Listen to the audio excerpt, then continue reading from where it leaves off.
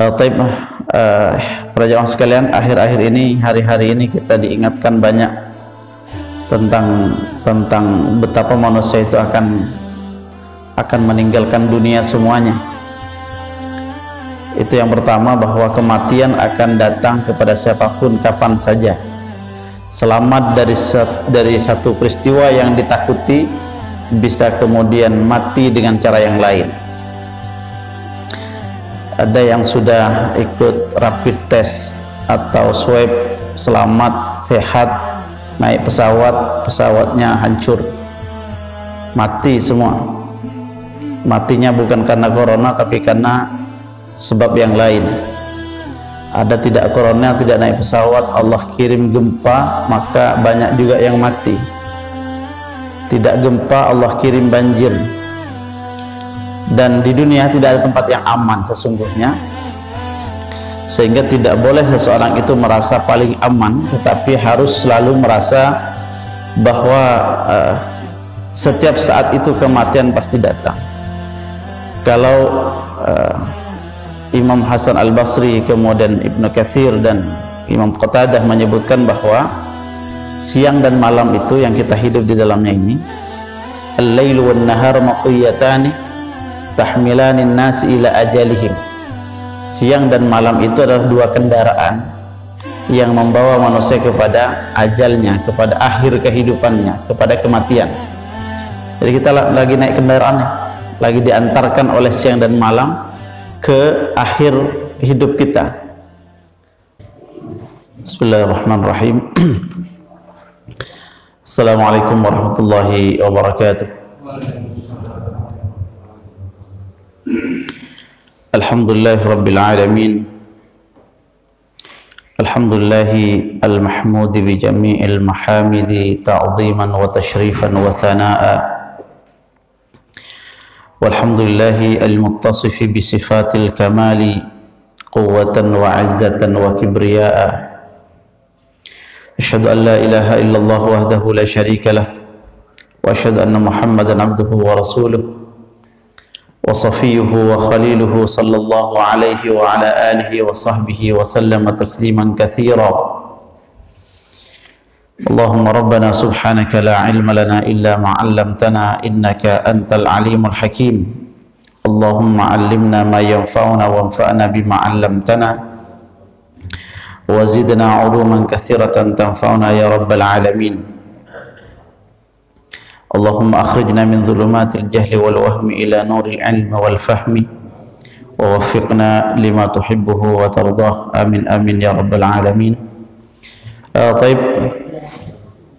para jamaah sekalian, para bapak, para ibu, para jamaah masjid Al-Falah yang mudah-mudahan senantiasa diberikan keberkahan oleh Allah Subhanahu wa taala, keberkahan dalam hidup, keberkahan dalam rezeki, keberkahan dalam keluarga, keberkahan dalam amal-amal kita, serta Allah Subhanahu wa taala berikan kepada kita penjagaannya sehingga kita bisa terus berada dalam ketaatan-ketaatan kepada Allah Subhanahu wa taala.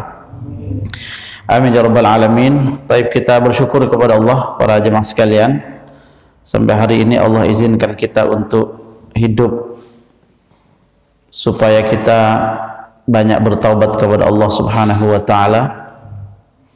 Itu salah satu rahman dan rahimnya Allah yang tak ditampakkan kepada kita ketika Allah izinkan kita hidup untuk menambah kebaikan demi kebaikan. Karena kalau kita berdoa kepada Allah untuk dipanjangkan hidup kita, umur kita, maka kita iringi dengan permintaan panjangnya umur dan hidup yang lebih lama, tetapi dalam keadaan taat kepada Allah dan dipenuhi dengan amal-amal yang baik. Para jamaah sekalian, akhir-akhir ini, hari-hari ini kita diingatkan banyak tentang betapa manusia itu akan meninggalkan dunia semuanya. Itu yang pertama, bahwa kematian akan datang kepada siapapun kapan saja. Selamat dari satu peristiwa yang ditakuti bisa kemudian mati dengan cara yang lain. Ada yang sudah ikut rapid test atau swab, selamat, sehat, naik pesawat, pesawatnya hancur, mati semua. Matinya bukan karena corona tapi karena sebab yang lain. Ada tidak corona, tidak naik pesawat, Allah kirim gempa, maka banyak juga yang mati. Tidak gempa, Allah kirim banjir. Dan di dunia tidak ada tempat yang aman sesungguhnya, sehingga tidak boleh seseorang itu merasa paling aman, tetapi harus selalu merasa bahwa setiap saat itu kematian pasti datang. Kalau Imam Hasan Al-Basri, kemudian Ibnu Katsir dan Imam Qatadah menyebutkan bahwa siang dan malam itu yang kita hidup di dalamnya ini, al-lailu wan nahar matiyatani tahmilanin nas ila ajalihim. Siang dan malam itu adalah dua kendaraan yang membawa manusia kepada ajalnya, kepada akhir kehidupannya, kepada kematian. Jadi kita lagi naik kendaraan, lagi diantarkan oleh siang dan malam ke akhir hidup kita. Nah, bagi orang mukmin itu, apa yang membuat dia mati itu tidak menjadi masalah, sebab kematiannya itu tidak membuat dia risau. Apakah ditakdirkan mati karena sebab-sebab tertentu, di pesawat-kah atau kapal laut tenggelam, atau itu bagi seorang mukmin itu bukanlah sesuatu yang merisaukan. Tetapi seorang mukmin punya kewajiban untuk berikhtiar, untuk sehat, untuk mati dengan cara yang, dengan sebab-sebab yang baik. Yang paling merisaukan kita orang mukmin adalah dalam keadaan apa saat kita mati, bekal apa yang kita bawa.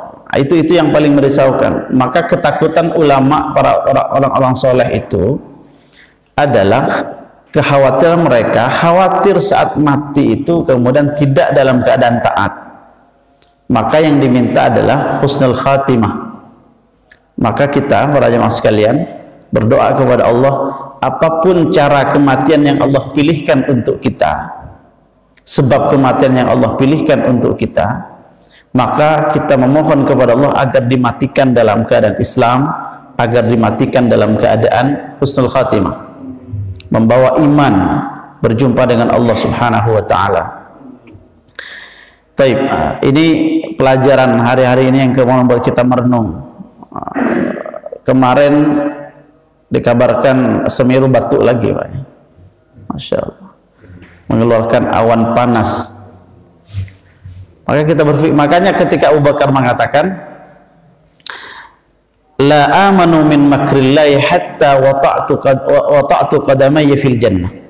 Aku tidak akan aman, tidak merasa aman dari kehendak-kehendak Allah, dari apa yang Allah inginkan itu, sampai kedua kakiku betul-betul kemudian berada di surga. Jadi kalau di dunia itu belum merasa aman, makanya minta keamanan itu kepada Allah, minta rasa aman itu kepada Allah. Baik. Salah satu upaya kita untuk kemudian mengakhiri hidup kita, atau kita kemudian mendapatkan husnul khatimah, adalah dengan senantiasa meneladani makhluk terbaik, manusia terbaik, yaitu Rasulullah SAW. Dan Allah mudahkan kita untuk membaca sirahnya yang ditulis oleh Syekh Shafir Rahman Mubarak Furi, Ar-Rahiqul Mahtum, yang hari ini sampai bab apa, Pak? Ibu-ibu yang nyatat biasanya. Bapak-bapak agak nyatet mah. Ada ingat ibu-ibu? Kalau nggak salah dulu kita terakhir, dulu bulan yang lalu, membahas tentang Islamnya Umar dan Hamzah, kemudian membahas tentang kegundahan, kebingungan orang-orang Quraisy karena usaha-usahanya selalu gagal, sehingga mereka kemudian menghubungi orang-orang Yahudi itu untuk meminta jurus bagaimana membungkam Muhammad gitu. Maka orang Yahudi memberikan 3 pertanyaan untuk ditanyakan kepada Muhammad. Kalau dia bisa menjawab, maka dia betul adalah seorang nabi. Baik. Itu pun ketika orang-orang Quraisy datang ke Madinah menemui pembesar-pembesar Yahudi, lalu menanyakan 3 hal kepada Nabi Muhammad SAW, yang salah satunya adalah tentang ruh, menanyakan tentang ruh, menanyakan tentang Ashabul Kahfi dan yang lainnya. Maka itu dijawab oleh Rasulullah SAW. Itu mengokohkan perkataan orang Yahudi itu bahwa kalau bisa menjawab itu adalah seorang nabi. Tapi tidak terima, ini sudah dijawab, sudah jelas nih nabi, sudah tahu jawabannya. Tetapi lagi-lagi yang membuat, yang menghalangi orang-orang kafir itu, orang-orang Quraisy itu, yang di komandannya Abu Jahal itu, Abu Lahab dan yang lainnya, tidak terima kalau Muhammad itu yang jadi nabi. Maka usaha-usaha berikutnya pun dilakukan untuk kemudian menghentikan dakwah Muhammad itu, atau dia mau kerjasama, mau ditundukkan. Kan ada kalimat, saya tidak tahu kalimat siapa, sebaik-baik cara untuk mengalahkan musuh itu ya dijadikan teman, katanya, diberikan posisi. Maka Abu Jahal yang lain itu menawarkan posisi itu kepada Rasulullah SAW, menawarkan jabatan, menawarkan harta, menawarkan wanita kepada Rasulullah SAW, tetapi ditolak semuanya. Nah, yang menolak itu, yang menolak keinginan musuh-musuh Allah itu, pasti akan dibuat susah hidupnya, pasti akan difitnah, pasti akan dikucilkan, pasti akan kemudian disiksa, pasti akan dipenjarakan atau bahkan diusir. Itu sunnatullah, Pak, sunnatullah. Jadi kalau sudah tidak mau diajak kerjasama dengan orang-orang ahlul batil, maka hati-hati. Itu pilihan yang benar tetapi berat. Pilihan yang benar tetapi berat. Benar karena memang begitulah kemudian harusnya seorang ahlul haq itu memegang kebenaran. Berat karena memang setelah itu akan mendapatkan berbagai macam siksaan bertubi-tubi, fitnah dan seterusnya. Dan itu harus dipersiapkan.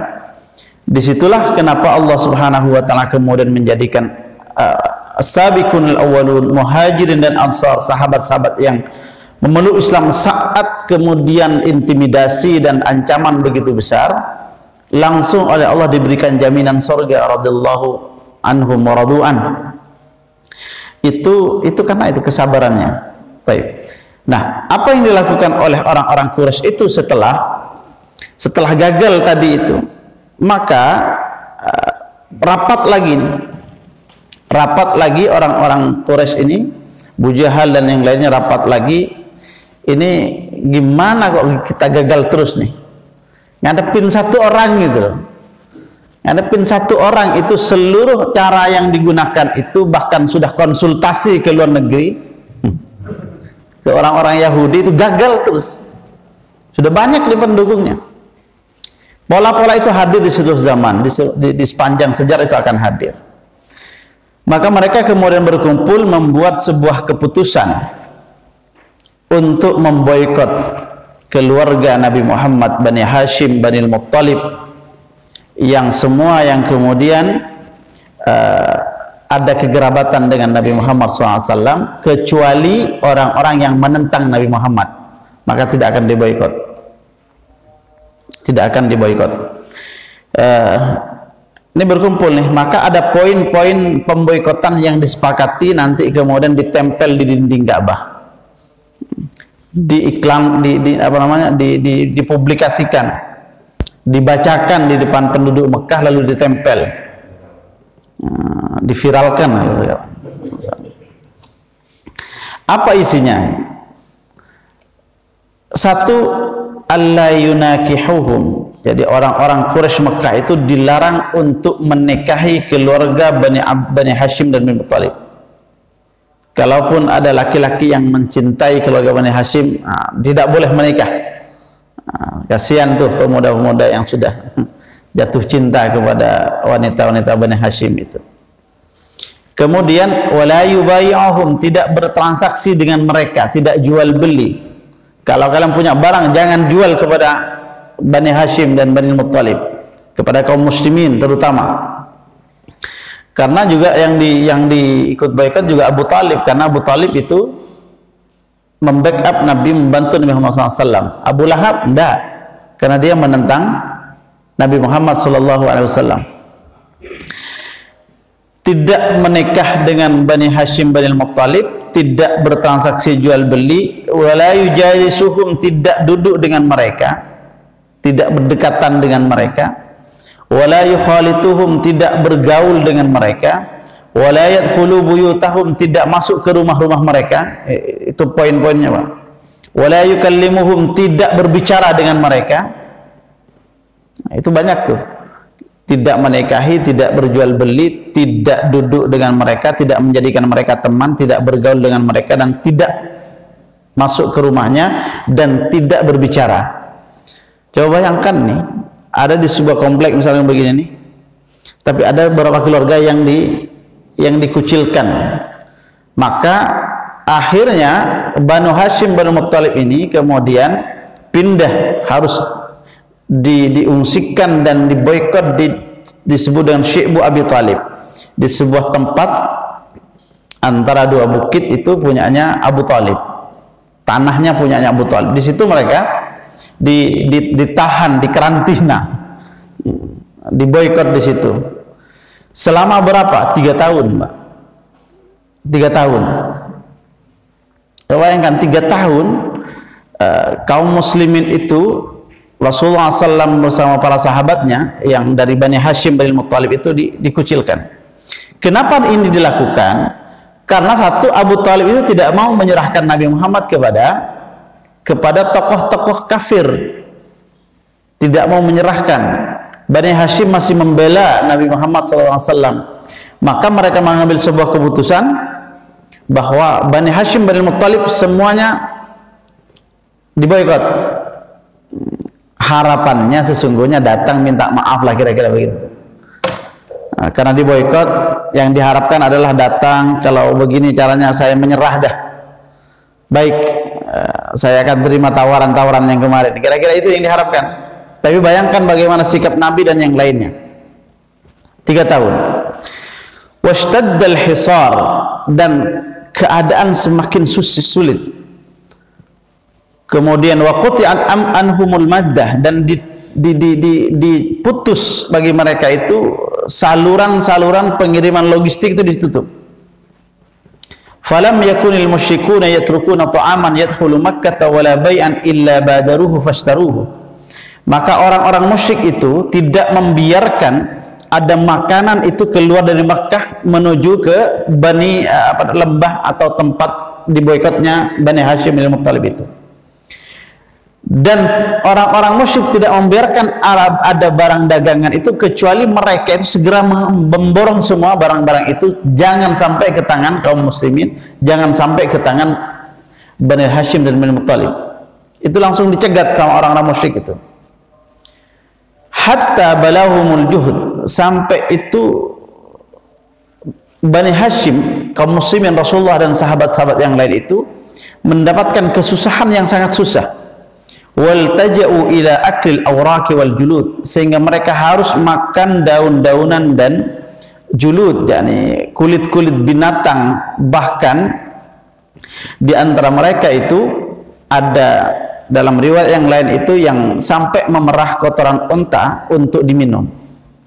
Jadi kotoran unta itu diperah, diambil airnya lalu dijadikan minuman. Karena saking sulitnya, tidak ada. Kalau ada mau ngantar makanan ditolak.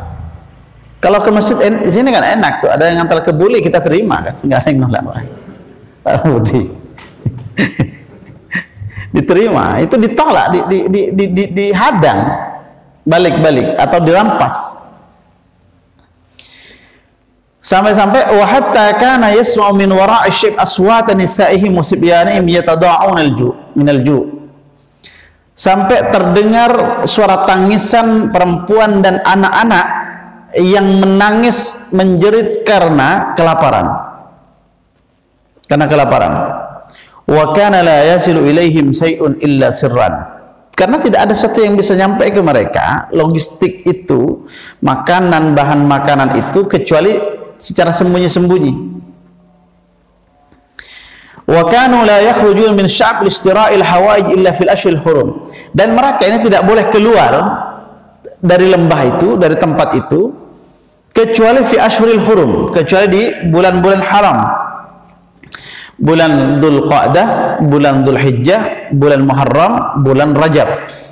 Karena di bulan-bulan ini masyarakat Mekah masih konsisten ya, masih taat untuk mengikuti aturan, tidak boleh berperang, tidak boleh kemudian menumpahkan darah, tidak boleh bermusuhan, tidak boleh berburu.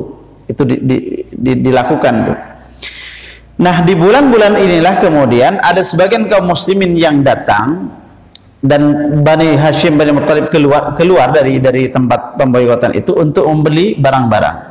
Tetapi orang Mekah itu telah menaikkan harga barangnya itu berlipat-lipat. Kalau yang asalnya itu cuma 1 dirham, maka dinaikkan sampai 10 dirham, 20 dirham. Sampai tidak kuat beli juga. Tidak kuat beli juga. Itu sadisnya mereka, kekejaman mereka, tetapi dihadapi dengan sabar. Dengan sabar. Wa kana Hakim bin Hizam, ada Hakim bin Hizam ini adalah ponakannya Khadijah radhiyallahu taala anha. Itu datang membawa gandum, mau diantarkan ke bibinya, kepada Khadijah radhiyallahu taala. Coba bayangkan ibu-ibu, wanita yang asalnya kaya raya itu kemudian menjadi istri Rasulullah SAW, tiba-tiba harus merasakan pedihnya diboikot 3 tahun itu. Dari asalnya makan daging, makan macam-macam, tiba-tiba kemudian hanya makan daun-daunan karena tidak ada yang mau dimakan. Coba bayangkan ini, yang mau bertahan itu apa kira-kira? Itu tidak pakai teori imannya yang kuat kepada Allah Subhanahu wa taala. Hakim bin Hizam ini membawa makanan, kemudian dihadang oleh Abu Jahal, ketahuan Abu Jahal, kemudian dihadang dan dilarang. Tetapi ada orang tokoh musyrik lagi, ada namanya Abul Mukhtari, kemudian menengahi dan memberikan penjelasan bahwa Khadijah itu dari aslinya bukan dari bukan dari Bani Muttalib, tetapi kemudian dia adalah wanita yang disampaikan alasan-alasan itu, kemudian boleh masuk. Asli diperketat untuk urusan kaum muslimin terutama, itu diperketat sekali. Bahkan kalau bisa tidak boleh. Ini pola ini mulai hadir. Di beberapa sejarah itu hadir terus tuh. Kaum muslimin dipersulit, dapatkan produk ini dipersulit, dan seterusnya dipersulit. Usahanya kaum muslimin bersulit, dan seterusnya. Begitu akan ada dalam sepanjang pola-pola itu. Kemudian Abu Talib itu yakhafu ala Rasulillah, tetap khawatir terhadap Rasulullah SAW itu di tempat pemboikotan itu. Maka Abu Talib itu, fakana idza akhadha an-nasu madaji'ahum, ketika orang-orang sudah tidur, ya'muru Rasulullah SAW ayyattaji ala firashihi, memerintahkan Rasulullah SAW untuk tidur di tempatnya Abu Talib, hatta yara dzalika man arada itiyalahu, sampai tahu orang-orang yang ingin membunuh Rasulullah SAW itu biar ketahuan. Makanya kalau tidur di tempat Abu Talib, yang tidur di tempat Nabi itu orang lain. Fa idza nama an-nasu amara ahadu banihi aw ikhwanihi aw bani ammihi faddaja ala firash Rasulullah. Jika orang-orang sudah tidur, maka Abu Talib menyuruh salah satu anaknya atau saudaranya untuk tidur di tempat Nabi, untuk tidur di tendanya Nabi, di tempatnya Nabi. Wa amarahu an ya'ti ba'da firashihim, dan kemudian mereka diperintahkan oleh Abu Talib untuk membawa tempat-tempat tidur mereka. Nah, ini ikhwas sekalian, Allah Subhanahu wa taala, berlangsung ini 3 tahun. 3 tahun. Ini bukan waktu yang singkat. Kalau nahan laparnya itu 3 hari, itu mungkin masih bisa bertahan. Tapi 3 tahun hanya makan dengan yang seadanya, kemudian ada daun, ada kulit-kulit binatang itu yang sudah tidak layak makan sesungguhnya. tapi kaum muslimin itu bersabar. Banyak pelajaran di sini. Kalau kita mengalami suatu hari misalkan kekurangan atau diuji oleh Allah Subhanahu wa taala dengan kesempitan. Ingat nih kisah ini. Ini menghibur kita. Kalau diingat, kemudian mendatangkan kekuatan kepada kita. Seminggu lauknya tempe terus, itu bersyukurlah. Ingat kondisi ini. Tidak harus kita kemudian makan daun-daunan, tapi kita makan daun juga, Pak ya. Makan daun kemangi, makan daun. Tapi itu daun-daun di Mekah itu apa? Ada artinya daun di Mekah itu? Daun dari tanaman yang keras-keras itu, Pak. Daun pohon kurma juga ada. Kemudian dari kulit-kulit binatang yang awalnya dibuang atau kemudian tidak digunakan, itu hanya digunakan untuk tempat air, itu harus dimakan. Dan terkadang menyembelih kemudian ontanya untuk dimakan dan seterusnya. Itu 3 tahun.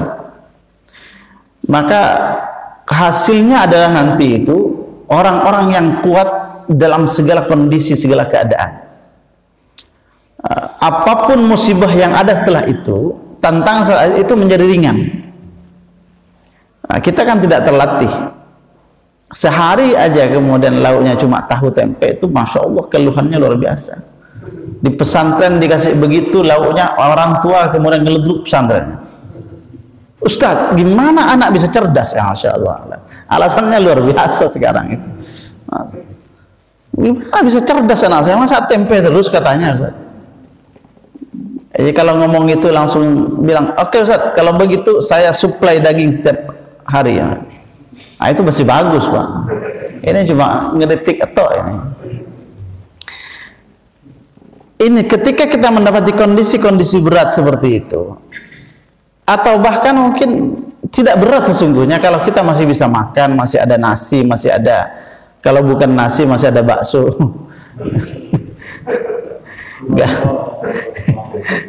Banyak pilihan hari ini. Gak ada bakso, ada mie ayam, ada macam-macam, ada steak dan seterusnya. Itu sehari saja kita kemudian tidak mendapatkan yang kita inginkan atau yang diinginkan oleh syahwat kita, itu merasa sudah susahnya minta ampun, merasa sudah sangat menderita. Diceritakanlah kemudian di Facebook, di statusnya. Ingat nih Bu, ingat ini Bapak sekalian, muqata'ah ini tidak sebentar.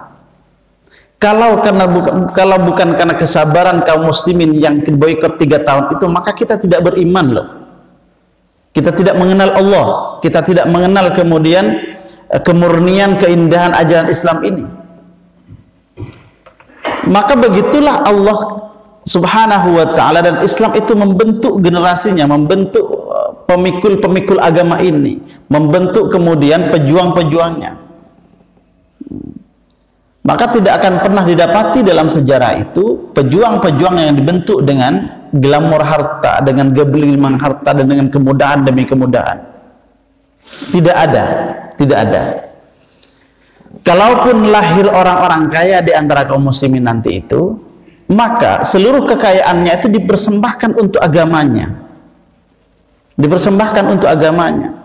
Dia mengambil kebutuhan hidupnya, tapi selebihnya adalah untuk membela agama Allah. Maka kita kaget-kaget, tertegun, terkejut, terheran-heran ketika banyak sahabat kemudian sampai membawa hartanya untuk dakwah Rasulullah SAW. Ada Utsman bin Affan nanti yang membawa 900 ekor ontanya lengkap dengan barang perbekalannya. Itu biasa karena sudah merasakan betapa kemudian tidak makan kemudian diboikot tidak enak. Maka dia mensyukuri nikmat-nikmat itu untuk diberikan kepada saudaranya. Jangan sampai ada yang merasakan seperti yang saya rasakan dahulu. Itu ta'awun, ruh ta'awun, ruh gotong royong, ruh kemudian saling membantu. Itu hadir. Tetapi kalau orang yang lahirnya sudah bergelimang dan tidak mau berlatih untuk kemudian tidak belajar juga, maka dia tidak akan kemudian peduli dengan keadaan. Tidak akan peduli dengan keadaan. Karena dianggapnya orang juga sudah enak semua kayak dia. Kalaupun ada orang yang miskin, dianggap pura-pura. Dianggap pura-pura, dianggap modus. Nah, baik. Bagaimana berakhirnya kemudian pemboikotan ini, para jamaah sekalian Allah Subhanahu wa taala? Ada dua cara ini, ada sebab langit, ada sebab juga dari manusia. Kita sebutkan kemudian pertama dari sebab-sebab yang melatar belakangi kemudian pemboikotan ini berhenti. Setelah berlalu 3 tahun ini, maka muncul kegundahan bagi sebagian tokoh-tokoh juga, merasa kasihan, merasa tidak nyaman juga. Dan tokoh ini kemudian mengajak tokoh yang lain untuk berusaha menggagalkan pemboikotan itu. Namanya yang pertama adalah Hisham bin Amr bin Bani Amir bin Lu'ay. Ini Hisham bin Amr bin Amr bin Bani Amir ini pernah masuk ke tempat diboikotnya Bani Hashim al-Muttalib itu secara sembunyi-sembunyi pada malam hari, membawa makanan, kemudian melihat kondisinya langsung. Setelah itu dia pulang menemui Zuhair bin Umayyah al-Makhzumi,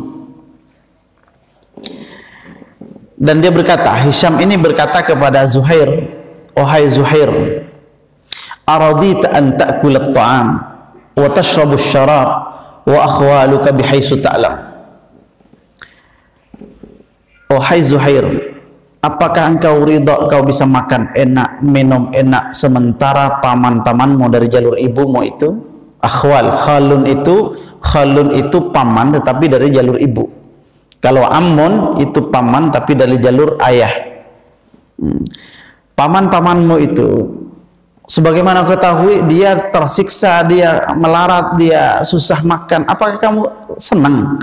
Kamu enak makan, enak minum, berjalan-jalan seterusnya? Maka Zuhair menjawab, "Wahai hak celaka engkau wahai Hisham. Apa yang bisa aku perbuat melihat kondisi ini? Apa yang bisa aku lakukan? Aku sendirian," kata Zuhair.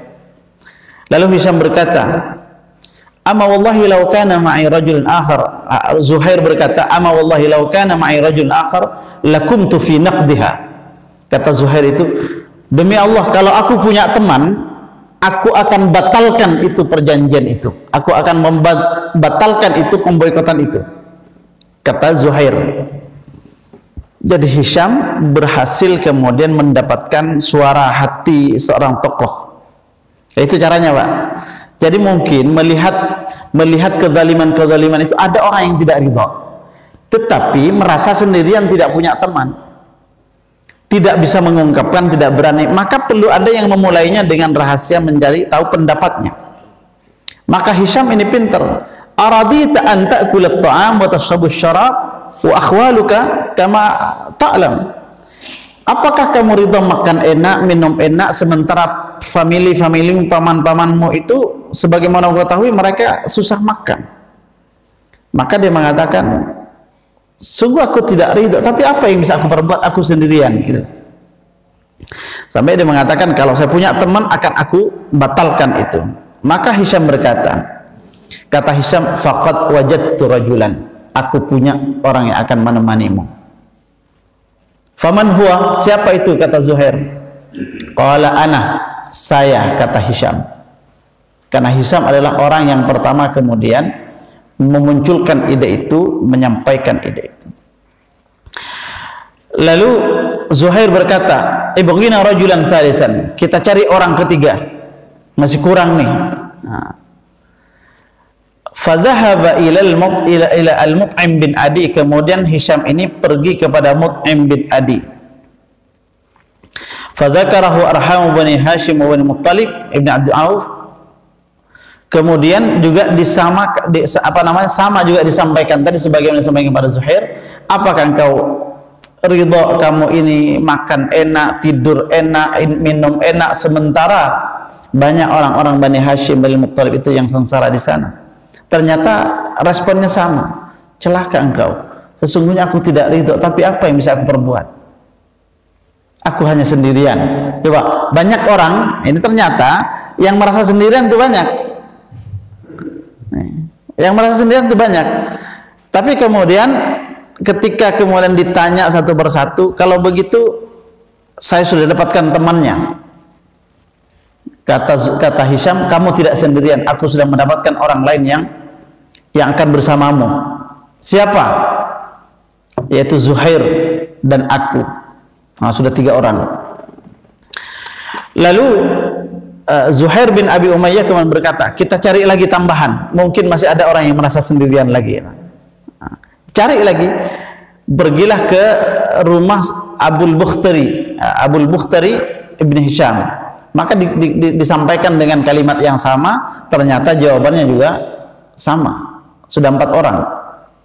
Kemudian ini kurang ini. Ibwina khamisan, cari lagi nomor 5, yang kelima. Maka pergi ke rumah Zam'ah bin Al-Aswad bin Muttalib bin Asad, juga disampaikan dengan kalimat yang sama dan hasilnya juga sama. Maka terkumpullah ada 5 orang yang memiliki semangat yang sama, kegundahan yang sama, keinginan yang sama, yaitu ingin membatalkan pemboikotan itu. Maka mereka berkumpul lalu berjanji, bersepakat kapan akan dilakukan pembatalan pemboikotan itu. Maka Zuhair berkata, aku yang akan memulai besok.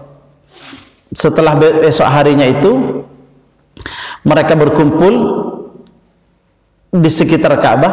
Setelah mereka tawaf dulu, mereka berkumpul, kemudian memanggil manusia, ya ahla Mekkah, ya ahla Mekkah, dikumpulkan itu orang-orang Mekkah. Dan juga dikatakan dengan kalimat-kalimat yang sama, anak kulut ta'ama wa nalbasu siyaba wa banu Hashim halka la yuba'u wa la yubta'u minhum. Wahai penduduk Mekah, apakah kita ridha rela makan enak, minum enak, tidur nyenyak, sementara Banu Hashim itu binasa di tempat itu yang mereka tidak dijual, tidak dibeli barangnya, dan mereka tidak boleh menjual barangnya. Wallahi la aq'udu hatta tushakku hadhihi sahifatil qati'al zalim. Wallahi demi Allah, kata Zuhair, saya tidak akan duduk sampai kemudian lembar perjanjian ini disobek dan dihancurkan. Kemudian Abu Jahal datang dan mengatakan, kadzabta, kau berbohong. Wallahi la tushakku, ini tidak akan pernah dirobek, kata Abu Jahal itu. Faqala Zam'atu bil Aswad, kemudian Zam'ah bin Aswad berkata, anta wallahi akdzab, wahai Abu Jahal, engkau itu lebih pendusta, lebih pembohong. Ini perdebatan orang musyrik sama orang musyrik. Tapi bagaimana cara Allah Subhanahu wa taala itu untuk menghentikan pemboikotan itu? Bahwa Allah munculkan juga orang-orang musyrik juga yang masih membela, masih peduli dengan ketidakadilan itu, dengan kezaliman itu. Maka berdebatlah tokoh-tokoh musyrik ini. Maka Zam'ah bin Aswad mengatakan, wallahi ma radina kitabata haitsu katabta, demi Allah kita itu tidak pernah ridha sesungguhnya dengan apa yang kamu tulis di lembar itu. Faqala Abul Bukhtari, kemudian Abul Bukhtari kemudian menimpali, karena itu gunanya 5 orang itu begitu, satu ngomong dibantah, dibela oleh satunya, dibantah lagi, satunya ngomong lagi membela, begitu sampai begitu, sampai seakan-akan nanti itu adalah banyak orang yang mendukung untuk dihentikan itu perwakilan ngomong begitu.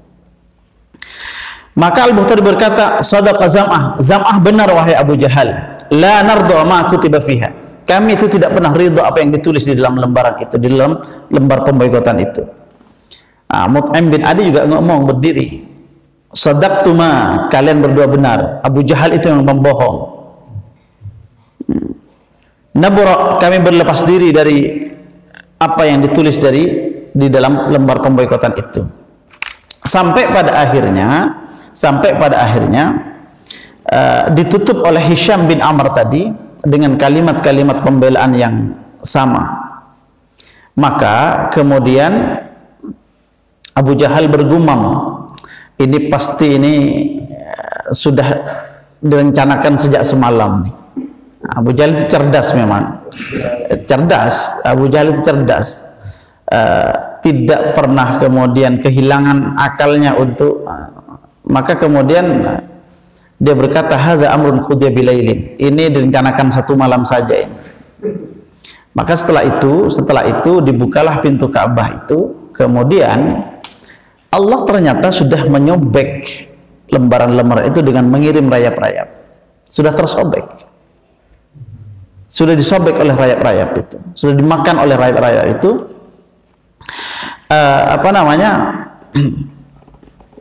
Kecuali satu nama, semua lembaran itu dimakan oleh rayap kecuali Bismikallahumma. Itu kan tetap menggunakan itu, nama Allah itu tetap dituliskan, hanya nama itu yang tidak dimakan oleh rayap itu. Summa naqada sahifah, kemudian lembar perjanjian itu dibatalkan. Maka Rasulullah SAW keluar dari tempat pemboikotannya itu. Waqad ra'al musyrikuna ayatan 'azimatan min ayatin nubuwah, orang-orang musyrik telah melihat tanda-tanda kenabian Nabi Muhammad SAW, tetapi mereka itu sebagaimana dikabarkan oleh Allah, mereka tetap berpaling, tidak terima itu. Abu Jahal itu dipermalukan seperti itu, bahkan ketika buka pintu Ka'bah dilihat kemudian lembarannya itu kemudian telah tersobek, dia tidak ridha.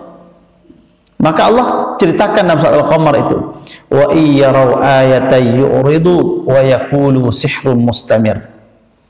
Bahkan ketika mereka melihat tanda-tanda kekuasaan Allah itu, tanda-tanda kenabian itu, mereka berpaling dan berkata, ini perbuatan sihir mereka. Baik. Sekalian Allah Subhanahu wa taala, banyak faedah dari kisah ini yang menguatkan iman kita. Kalau kita baca dengan penuh keimanan, maka itu akan menguatkan iman kita. Betapa kemudian pola-pola orang-orang yang tidak ridho terhadap kaum muslimin itu sama sepanjang sejarah itu. Sepanjang kemudian risalah ini diturunkan oleh Allah dari langit, maka sepanjang itu pula penolakan demi penolakan akan hadir. Maka disitulah Allah melihat orang-orang yang jujur dengan keimanannya dan orang-orang yang pura-pura iman. Hasiban nasu ayyutraku ayyakulu amanna wa hum la yuftanun. Apakah manusia mengira dibiarkan mengatakan saya beriman kepada Allah padahal mereka belum diuji? Walaqad fatanna alladhina min qablihim fala ya'lamanna alladhina sadaqu wa la ya'lamanna al-kadhibin. Dan orang-orang sebelum mereka telah diuji, maka kami mengetahui siapa di antara mereka yang jujur dan siapa di antara mereka yang berbohong. Nah, ini para ikhwah sekalian, para jemaah sekalian, yang terjadi dengan kaum muslimin dalam seluruh perjuangan-perjuangannya. Maka kalau hari ini kita berjuang di jalan Allah dan muncul ke permukaan, maka pasti akan didapati serangan demi serangan dan fitnah demi fitnah itu akan hadir. Maka kalau ada orang-orang yang kemudian memperjuangkan Islam itu diserang, kita jangan terlalu percaya bahwa itu adalah kesalahan orang yang berjuang dituduh itu. Karena konspirasi dan kemudian rekayasa yang dilakukan oleh kaum kufar itu banyak lembarannya yang dipersiapkan. Gagal ini ada plan A, plan B, sampai Z, itu ada plannya semua itu. Kalau gagal tuduhan ini maka tuduhan ini, kalau gagal fitnah ini maka fitnah ini, kalau gagal kita habisi saja.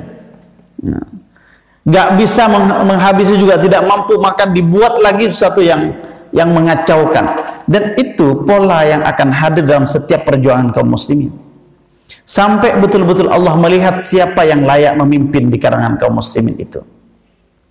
Maka kita yang awam ini, yang lemah ini, paling tidak kita adil, tahu bagaimana bersikap, berpihak kepada siapakah kita, itu paling kita itu. Apakah kita kemudian membela saudara-saudara kita? Kalaupun tidak membela dengan tenaga dan seterusnya, tapi kita tampakkan bahwa kita berada di barisan-barisan yang selalu melahirkan kebaikan demi kebaikan. Nah, itu menyiapkan generasi, membantu saudara kita dan seterusnya. Baik, sudah isyak Pak ya. Nah, kita lanjutkan insyaallah. Masih setelah ini, setelah pemboikotan itu masih ada satu lagi tentang usahanya kaum kufar Quraisy itu untuk membujuk Abu Thalib dan Rasulullah SAW untuk menawarkan sesuatu. Ini setelah dahsyat mau babak belur, ternyata mereka tidak berhasil, maka nanti akan ada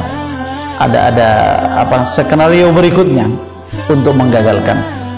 Barakallahu fikum, semoga Allah Subhanahu wa taala berikan kepada kita kekuatan iman, ats-tsabat 'alal iman, kemudian Allah bimbing kita agar kita kemudian mampu meniru, meneladani Rasulullah SAW, para sahabatnya dan orang-orang soleh terdahulu, dan semoga Allah Subhanahu wa taala menyelamatkan kita dari fitnah-fitnah musuh-musuh Allah, dari fitnah-fitnah orang-orang jahat, dari kedengkian-kedengkian orang-orang yang mendengki, dari iri orang yang iri. Allah selamatkan kita juga dari sifat-sifat tercela. Allah selamatkan kita dan keluarga kita agar terus berada dalam ketaatan kepada Allah Subhanahu wa taala dalam setiap saat, setiap waktu, sampai kita nanti berjumpa dengan Allah Subhanahu wa taala.